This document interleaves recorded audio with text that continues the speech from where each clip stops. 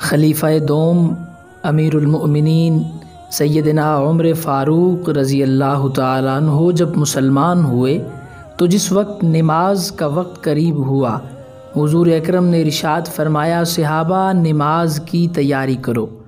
حضرت عمر فاروق رضی اللہ تعالیٰ عنہ نے کہا، فدا کا ابی و امی یا رسول اللہ، مگر ہم نماز پڑھیں گے کہاں؟ حضور نے فرمایا، کسی کونے میں چھپ کر نماز پڑھیں گے۔ تو حضرت عمر فاروق نے کہا، آپ کے قدموں پر میرے ماں باپ قربان، اگر اب بھی چھپ کے نماز پڑھنی ہے تو عمر کے مسلمان ہونے کا کیا فائدہ؟ عمر فاروق نے کہا، حضور آج نماز کعبۃ اللہ میں ادا کی جائے گی۔ حضور نے فرمایا، عمر کفار کا بڑا غلبہ ہے۔ واہ میرے خدا! عمر فاروق گھوڑے پہ سوار ہوئے، مکہ کے چوکوں پہ جا کر کہا، گلیوں میں جا کر اعلان کیا کہ اگر کسی نے اپنے بچوں کو یتیم کروانا ہے تو سامنے آئے، اگر کسی نے اپنی بیویوں کو بیوہ کروانا ہے تو سامنے آئے۔ آج میں کلمہ پڑھ کے محمد مصطفیٰ صلی اللہ علیہ وآلہ وسلم کا غلام بن کر آیا ہوں، اور آج ہم کعبۃ اللہ میں نماز ادا کرنے جا رہے ہیں۔ خدا کی قسم، جب عمر فاروق رضی اللہ تعالیٰ عنہ مسلمان ہوئے تو مکہ کے کافروں نے گلیوں میں نکل کر ماتم کیا کہ ہائے آج آدھا مکہ ہم سے چھین لیا گیا۔ عمر فاروق رضی اللہ تعالیٰ عنہ واپس آئے، حضور صلی اللہ علیہ وسلم سے کہا، یا رسول اللہ آپ آگے چلیں، میں آپ کے پیچھے چلتا ہوں، بیت اللہ میں نماز پڑھیں گے، میں دیکھتا ہوں کہ کس کافر کو جرت ہوتی ہے جو ہمارا راستہ روکے۔ باسلامت بیت اللہ کے دروازے پر پہنچے۔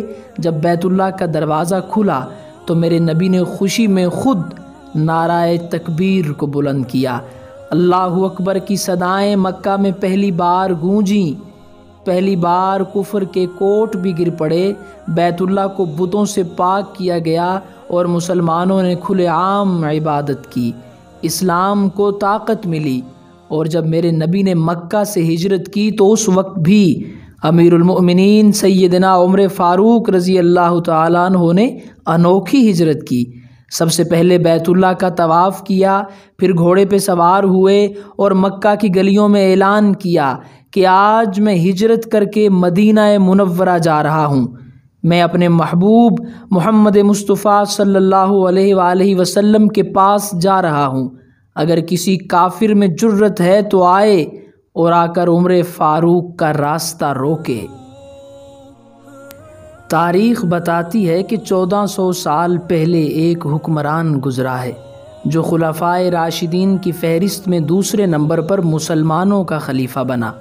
انسانی تاریخ میں شاید ہی کوئی ایسا حکمران گزرا ہوگا جس کی حکومت انسانوں پر بھی تھی، زمین پر بھی تھی، ہواؤں پر بھی تھی، یہاں تک کہ پانیوں پر بھی تھی۔ 22 لاکھ مربع میل یعنی کہ آدھی دنیا پر حکومت کرنے والے حضرت عمر فاروق بن الخطاب اپنی رعایا پر ایسا عدل اور انصاف قائم کرتے ہیں کہ دجلہ کے کنارے پیاسے کتے کی بھی فکر ہوتی ہے۔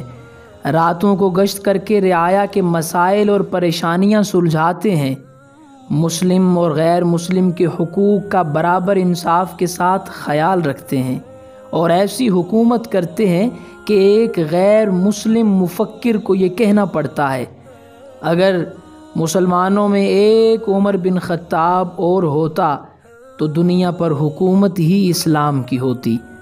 مصر سے خط آتا ہے کہ دریائے نیل اپنی روانی کے ساتھ بہتا نہیں ہے جب تک کہ کسی نوجوان لڑکی کو زیورات سے سجا کر دریائے نیل میں قربان نہ کیا جائے، اور یہ روایت برسوں سے قائم ہے۔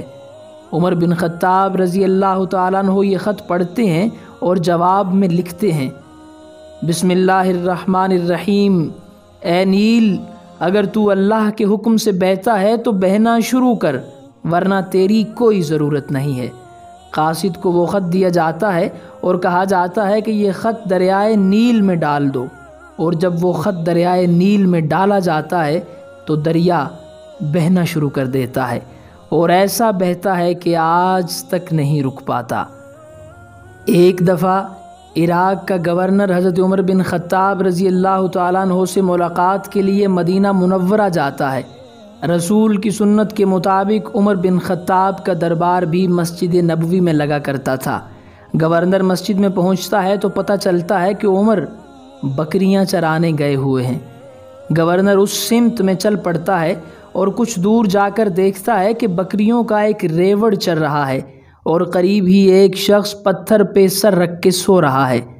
گورنر نے کہا، اے عمر، تو نے اللہ کی زمین پر انصاف قائم کیا ہے، تجھے آج پتھر پر بھی